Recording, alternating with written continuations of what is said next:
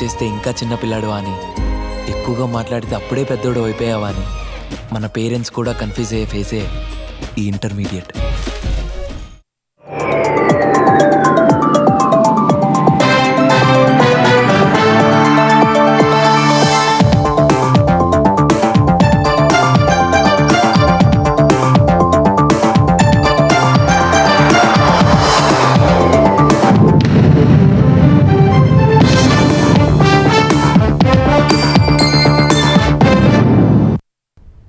నమస్కారం, ఈటీవీ న్యూస్కి స్వాగతం. వచ్చే డిసెంబర్ నాటికి తెలంగాణలో కొత్తగా నిర్మిస్తున్న 3 టిమ్స్ వరంగల్ హెల్త్ సిటీని ప్రారంభిస్తామని ముఖ్యమంత్రి రేవంత్ రెడ్డి ప్రకటించారు. హైదరాబాద్ బంజారాహిల్స్లో ఏషియన్ ఇన్స్టిట్యూట్ ఆఫ్ గ్యాస్ట్రోఎంట్రాలజీ కొత్తగా నిర్మించిన ఆసుపత్రిని ఆయన ప్రారంభించారు. తెలంగాణ హెల్త్ టూరిజం హబ్గా మారిందని చెప్పిన ముఖ్యమంత్రి దేశంలో తయారయ్యే బల్క్ డ్రగ్స్లో 35% హైదరాబాద్లోనే ఉత్పత్తి అవుతోందని వివరించారు. జీనోమ్ వ్యాలీ హైదరాబాద్కు చాలా కీలకమని వివరించారు. సుదీర్ఘకాలం నుంచి ఏఐజీ అందిస్తున్న సేవలను ప్రశంసించిన సీఎం దాదాపు 66 దేశాల నుంచి వచ్చే రోగులకు వైద్య సేవలు అందించే స్థాయికి చేరుకోవడం మనందరికీ గర్వకారణమని తెలిపారు. మరో ఆసుపత్రిని అందుబాటులోకి తెచ్చిన డాక్టర్ నాగేశ్వర్ రెడ్డికి అభినందనలు తెలిపిన సీఎం ఆయన కృషిని గుర్తించి పద్మభూషణ్ ఇచ్చిన కేంద్రం భారతరత్నతో సత్కరించాలని ఆకాంక్షించారు. ఇందుకు తెలంగాణ సీఎంగా తన వంతు కృషి చేస్తారని చెప్పిన రేవంత్ తెలంగాణలో 14 నెలల్లో సీఎంఆర్ఎఫ్ నుంచి 1400 కోట్లు ఇచ్చినట్టు చెప్పారు. సెల్ఫ్ హెల్ప్ గ్రూప్ మహిళలకు హెల్త్ ప్రొఫైల్ సిద్ధం చేస్తున్నామన్న ఆయన ఏడాదిలో నెలపాటు ప్రైవేటు వైద్యులు ప్రభుత్వ ఆసుపత్రుల్లో పనిచేయాలని విజ్ఞప్తి చేశారు. పేదలకు నైపుణ్యంతో కూడిన వైద్య సేవలు అందడానికి ఇదొక మార్గమని రేవంత్ వివరించారు. అంతకుముందు మాట్లాడిన డాక్టర్ నాగేశ్వర్ రెడ్డి గ్రామీణ ప్రాంతాల్లో కూడా మెరుగైన వైద్య సేవలు అందించేందుకు తమ వంతు కృషి చేస్తామని చెప్పారు. రోగులకు సత్వర సేవలు అందించాలనే లక్ష్యంతోనే బంజారాహిల్స్లో ఆసుపత్రిని నిర్మించినట్టు తెలిపారు. 25 ఏళ్ల క్రితం గ్యాస్ట్రోఎంట్రాలజీ కోసం ఏఐజీని ప్రారంభించామని గుర్తు చేసుకున్న ఆయన తర్వాత గచ్చిబౌలిలో పరిశోధన చికిత్స పేరుతో ఆసుపత్రి నిర్మించినట్టు చెప్పారు. హైదరాబాద్ ట్రాఫిక్ ను దృష్టిలో పెట్టుకునే బంజారాహిల్స్లో ఆసుపత్రి నిర్మించామని నాగేశ్వర్ రెడ్డి వివరించారు. ఏఐజీ ఆసుపత్రులు కట్టాలని పలు రాష్ట్రాలు కోరుతున్నాయని ఆయన ఏఐజీని చూసే మిస్ వరల్డ్ పోటీదారులు ఎంతో స్ఫూర్తి పొందారని తెలిపారు. 2 మిస్ వరల్డ్ పోటీదారులు ఏఐజీలో ఇంటర్న్షిప్కు దరఖాస్తు చేసుకున్నారని వెల్లడించారు. సంగారెడ్డి జిల్లా పాసమైలారంలోని సిగాచి పరిశ్రమలో జూన్ 30న జరిగిన పేలుడులో 40 మంది చనిపోయినట్టు పరిశ్రమ యాజమాన్యం తెలిపింది. ఈ దుర్ఘటనలో మరో 33 మంది గాయపడ్డారని వెల్లడించింది. ఈ ప్రమాదంలో చనిపోయిన వారి కుటుంబాలకు ₹1 కోటి చొప్పున ఎక్స్గ్రేషియా అందించనున్నట్టు సిగాచి పరిశ్రమ తరపున కంపెనీ సెక్రటరీ వివేక్ కుమార్ ఓ ప్రకటన విడుదల చేశారు. ఇదే అంశాలతో స్టాక్ మార్కెట్లకు లేఖ రాసిన కంపెనీ సెక్రటరీ గాయపడిన వారికి పూర్తి వైద్య సాయం అందిస్తామని తెలిపారు. గాయపడిన కార్మికులకు అన్ని విధాలుగా అండగా ఉంటామని వివేక్ కుమార్ తన ప్రకటనలో వెల్లడించారు. జూన్ 30న జరిగిన ప్రమాదానికి రియాక్టర్ పేలుడు కారణం కాదని తెలిపిన ఆయన ప్రభుత్వ విచారణ నివేదిక కోసం ఎదురు చూస్తున్నట్టు తెలిపారు. ఈ ప్రమాదాన్ని దృష్టిలో పెట్టుకుని 3 నెలలు పరిశ్రమలో కార్యకలాపాలు నిలిపివేస్తున్నట్టు సిగాచి పరిశ్రమ తరపున కంపెనీ సెక్రటరీ వివేక్ కుమార్ వెల్లడించారు. అటు సంగారెడ్డి జిల్లా పాసమైలారం సిగాచి పరిశ్రమ వద్ద 3వ రోజు సహాయక చర్యలు ముమ్మరంగా సాగుతున్నాయి. ఈ దుర్ఘటనలో ఇప్పటి వరకు 40 మంది మరణించగా కొంతమంది కార్మికుల ఆచూకీ లభించాల్సి ఉంది. ఇప్పటి వరకు 13 మంది మృతదేహాలను గుర్తించి కుటుంబ సభ్యులకు అప్పగించారు. ఇందులో జగన్మోహన్, రామ్సింగ్ రాజ్బా, శశిభూషణ్ కుమార్, లగ్నాజిత్ దురై, హేమసుందర్, రుక్సానా ఖాతూన్, నిఖిల్ కుమార్ రెడ్డి, రమ్య, నాగేశ్వరరావు, జయప్రసన్న, మనోజ్ రావత్, గోవింద సాహు, సునీల్ కుమార్ మృతదేహాలు ఉన్నాయి. అటు ఘటనా స్థలిని మంత్రి దామోదర రాజనరసింహ, పీసీసీ అధ్యక్షుడు మహేష్ కుమార్ గౌడ్, కాంగ్రెస్ తెలంగాణ వ్యవహారాల ఇన్ఛార్జ్ మీనాక్షి నటరాజన్ పరిశీలించారు. అప్పటికే పరిశ్రమ వద్దకు చేరుకున్న బాధిత కుటుంబీకులు మంత్రిని అడ్డుకున్నారు. తమ వారి ఆచూకీ చెప్పాలని వాగ్వాదానికి దిగారు.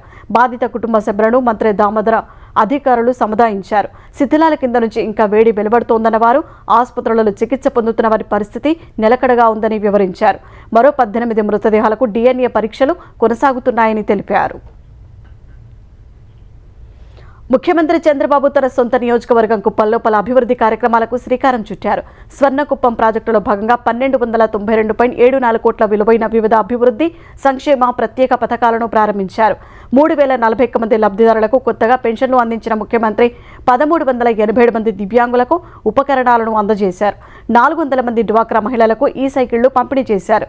కుప్పం నియోజకవర్గంలో చెత్త సేకరణకు 130 ఎలక్ట్రిక్ ఆటోలను ప్రారంభించారు.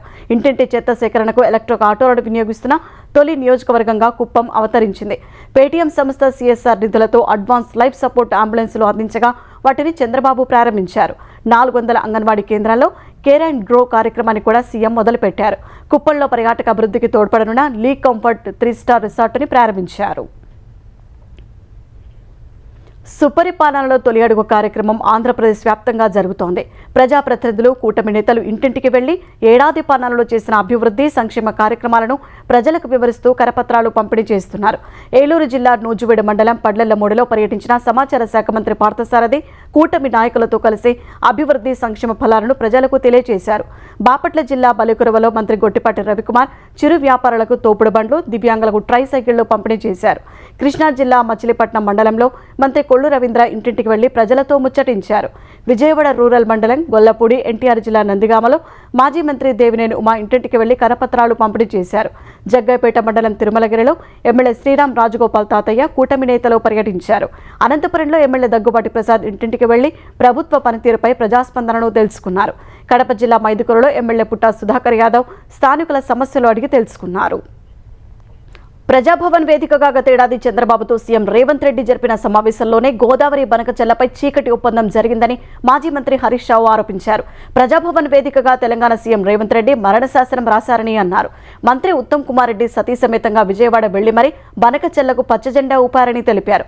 నిజాలు బయటకు వస్తాయనే భయంతోనే నిన్నటి పవర్ పాయింట్ ప్రజెంటేషన్ కు కేవలం కాంగ్రెస్ ప్రజా ప్రతినిధులనే పిలిచారని విమర్శించారు. బనకచెర్లపై ఏపీ ముందుకెళ్తున్న తీరు, తెలంగాణ ప్రాజెక్టులకు చంద్రబాబు అడ్డుపడుతున్న తీరు గురించి ప్రజెంటేషన్లో ఎందుకు మాట్లాడలేదని ప్రశ్నించారు. బీఆర్ఎస్ పోరాటం వల్లే బనకచెర్లపై కేంద్రం ప్రస్తుతానికి వెనక్కి తగ్గిందని తెలిపారు. అసెంబ్లీ సమావేశాలు పెడితే బనకచెర్ల గురించి చర్చిద్దామని చెప్పారు. కృష్ణా జలాలను కూడా తీసుకెళ్లేందుకు ఏపీ కుట్రలు చేస్తోందని హరీష్ రావు ఆరోపించారు.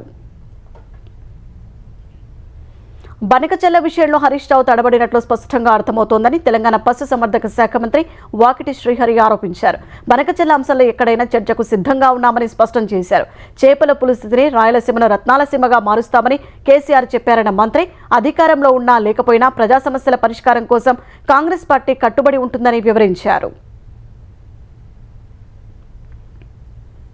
ఫార్ములా ఈ కార్ రేస్ కేసులో సీనియర్ ఐఏఎస్ అధికారి అరవింద్ కుమార్ కు ఏసీబీ అధికారులు మరోసారి నోటీసులు ఇచ్చారు.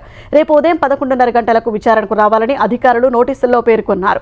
ఫార్ములా ఈ కార్ రేస్ కేసులో ఇటీవల బీఆర్ఎస్ కార్యనిర్వాహక అధ్యక్షుడు కేటీఆర్ ను ఏసీబీ అధికారులు విచారించారు. ఆయన ఇచ్చిన వాంగ్మూలం ఆధారంగా అరవింద్ కుమార్ ను అధికారులు విచారించనున్నారు. నెల రోజుల పాటు విదేశాల్లో ఉండి జూన్ 30న అరవింద్ కుమార్ హైదరాబాద్ వచ్చారు. హైదరాబాద్ మహానగర పాలక అభివృద్ధి సంస్థ హెచ్ఎండిఏ మాజీ డైరెక్టర్ శివబాలకృష్ణ, అతని సోదరుడు Naveen Kumar నివాసాల్లో enforcement directorate ED సోదాలు నిర్వహించింది. ఈ సోదాల్లో ఈడీ అధికారులు పలు దస్త్రాలు స్వాధీనం చేసుకున్నారు. ఆదాయానికి మించిన ఆస్తుల కేసులో శివబాలకృష్ణను ఏసీబీ అధికారులు అరెస్టు చేయగా ప్రభుత్వం ఆయన్ను సస్పెండ్ చేసింది. శివబాలకృష్ణకు 250 కోట్ల రూపాయల మేర ఆస్తులు ఉన్నట్లు ఏసీబీ అధికారులు గుర్తించారు. ఏసీబీ కేసు ఆధారంగా ఈసీఐఆర్ నమోదు చేసిన ఈడీ అధికారులు అందులో భాగంగా సోదాలు నిర్వహించారు.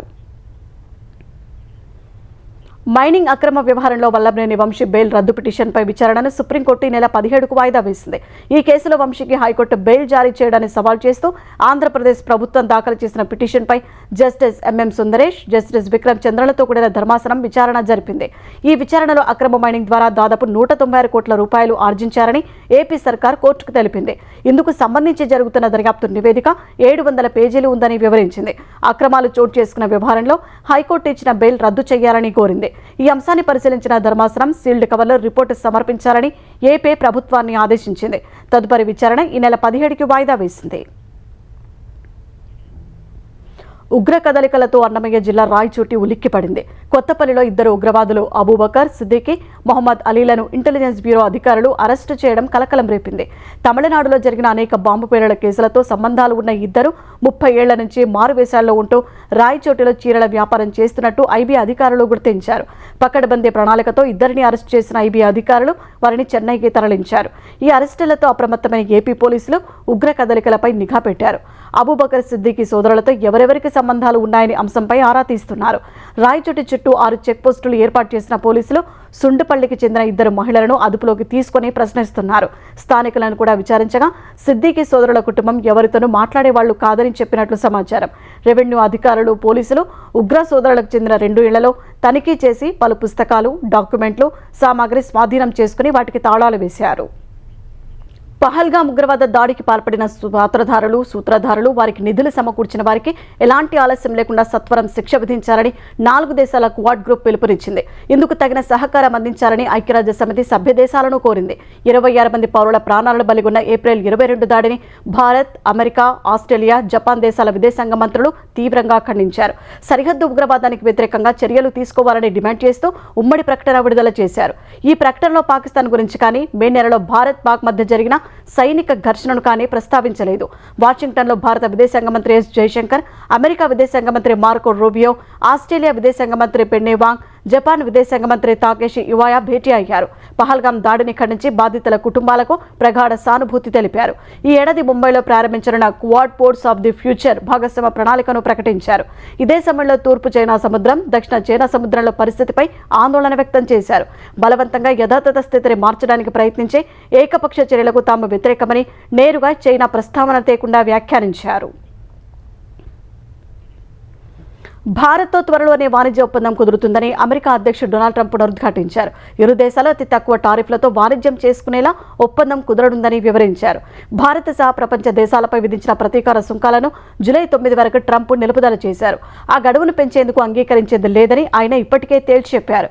భారత్తో భిన్నమైన ఒప్పందం కుదురుతుందన్న ఆయన ఇప్పటి వరకు అలాంటి ఒప్పందాలకు భారత్ ఎవరిని అనుమతించేది లేదని ట్రంప్ చెప్పారు. తమ ప్రతిపాదనలకు భారత్ అంగీకరిస్తే ఒప్పందం కుదురుతుందని ఎయిర్ ఫోర్స్ 1లో విలేకరులు అడిగిన ప్రశ్నకు సమాధానంగా చెప్పారు. ప్రధాని నరేంద్ర మోదీ 5 దేశాల పర్యటనకు బయలుదేరి వెళ్లారు. Ghana, Trinidad and Tobago, Argentina, Brazil, నమీబియాలో ప్రధాని పర్యటిస్తారు. 5 దేశాల పర్యటనలో భాగంగా తొలుత ఘానా చేరుకుంటారు. ఘానా అధ్యక్షుడు జాన్ ద్రమని మహమ్మా ఆహ్వానం మేరకు జూలై 2, 3వ తేదీల్లో ఆయన అక్కడ పర్యటించనున్నారు. తర్వాత ట్రినిడాడ్ అండ్ టొబాగో చేరుకుంటారు. ఆ దేశ అధ్యక్షుడు ప్రధానులతో ద్వైపాక్షిక చర్చలు జరుపుతారు. అనంతరం అర్జెంటీనా రాజధాని బ్యూనస్ ఎయిర్స్కు మోదీ వెళ్తారు. భారత ప్రధాని అర్జెంటీనాలో పర్యటించడం 57 ఇదే తొలిసారి. జూలై 6, 7వ తేదీల్లో బ్రెజిల్లో జరిగే బ్రిక్స్ సదస్సులో ప్రధాని పాల్గొంటారు. అభివృద్ధి చెందుతున్న ఆర్థిక వ్యవస్థల మధ్య సహకారం కోసం కీలక వేదికైన బ్రిక్స్కు భారత్ కట్టుబడి ఉందని ఘానా బయలుదేరే ముందు ప్రధాని మోదీ పేర్కొన్నారు. ఈ సదస్సులో భాగంగా బ్రిక్స్ సభ్యదేశాల అధినేతలతో మోదీ చర్చలు జరపనున్నారు. భారత ప్రధాని బ్రెజిల్లో పర్యటించడం 6 దశాబ్దాల్లో ఇదే తొలిసారి కానుంది.